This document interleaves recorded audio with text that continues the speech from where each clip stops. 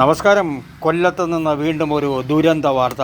കൊല്ലം കരുനാഗപ്പള്ളി തൊടിയൂരിൽ പഞ്ചായത്ത് ഓഫീസിന് വടക്ക് വച്ച സാഫല്യത്തിൽ 34 വയസ്സുള്ള അർച്ചനയാണ് മക്കളെ തീ കൊളുത്തി ആത്മഹത്യ ചെയ്തത്.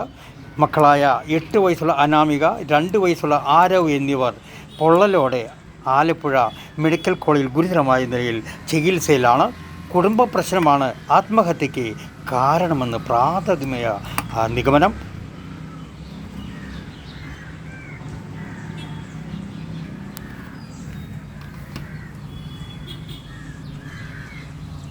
ഞാൻ ആ വാർത്ത കേട്ടുകൊണ്ടിരുന്നത്. ഇപ്പം വെളിയിലൂടെ ഒരു കരച്ചിൽ കേട്ടു.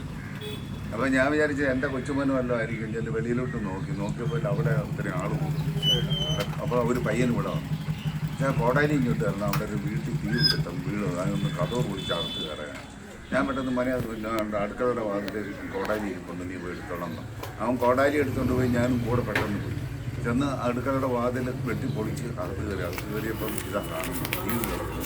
കുഞ്ഞുങ്ങൾ ഒരു മോള് ജനലെ പിടിച്ചിരിക്കുന്ന അതിൻ്റെ അടുത്ത് തീ ഞാൻ കത്തുന്നു, പെട്ട കിടക്കുന്നു, നല്ലതായിട്ട് പാടെ കിടന്നു, തീ പിടിച്ച് കിടക്കും. കരിഞ്ഞാണ് മോന് മാമാന്നും പറഞ്ഞ് അപ്പാപ്പാന്നാണ് വിളിക്കുന്നത്. അപ്പാപ്പാന്ന് പറഞ്ഞ് ഓടി എൻ്റെ അടുത്തോണ്ട് വന്നു, എൻ്റെ അപ്പോഴത്തേന് ആളുമൊക്കെ അവിടെ നിന്ന് ഇവിടുന്നൊക്കെ കൂടി.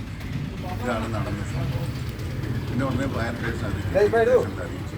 അന്നൊരു വന്നത് വ്യക്തമായിട്ടും അറിയത്തില്ല. അയാൾ ഇച്ചിരി പാർട്ടീസ് അടിക്കുന്ന ആളാണ്.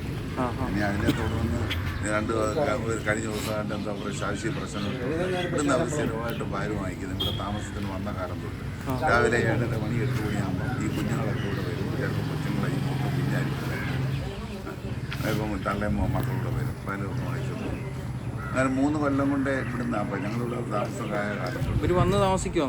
അവർ വേറെ അത് ആഫ്രിക്കയിലായിരുന്നു ആ കൊച്ചിന് ജോലി. തള്ളയ്ക്ക് യവനും അവിടെ ആയിരുന്നു. അത് നേഴ്സ് വേറെ എന്തോ ജോലിയായിരുന്നു. അങ്ങനെ കല്യാണം കഴിഞ്ഞ് അവർ ഇവിടെ വന്നതാണ്. വന്ന് ഈ വീട് കണ്ട് ബാധ്യതയൊക്കെ ഉണ്ടെന്ന് തോന്നുന്നു. ലോൺ എടുത്തൊരു വീടൊക്കെ വാങ്ങിച്ചു. രണ്ടാമത്തെ ഗർഭിണി ഒരു കൊച്ചേ ഉള്ളായിരുന്നു. അങ്ങനെ പിന്നെ അത് ജോലിക്കൊന്നും പോയില്ല, കുഞ്ഞിനെ വളർത്തണം. ചാച്ചാജിയിലെ മൂത്ത കൊച്ചു. ഇത്രയും വിവരങ്ങളെ നമുക്കറിയാം, അല്ലാതെ ഉള്ളോട്ടൊന്നും അറിയത്തില്ല കൂടുതലായിട്ടും. ന്യൂസ് ഇന്ത്യ 24 കൊല്ലം.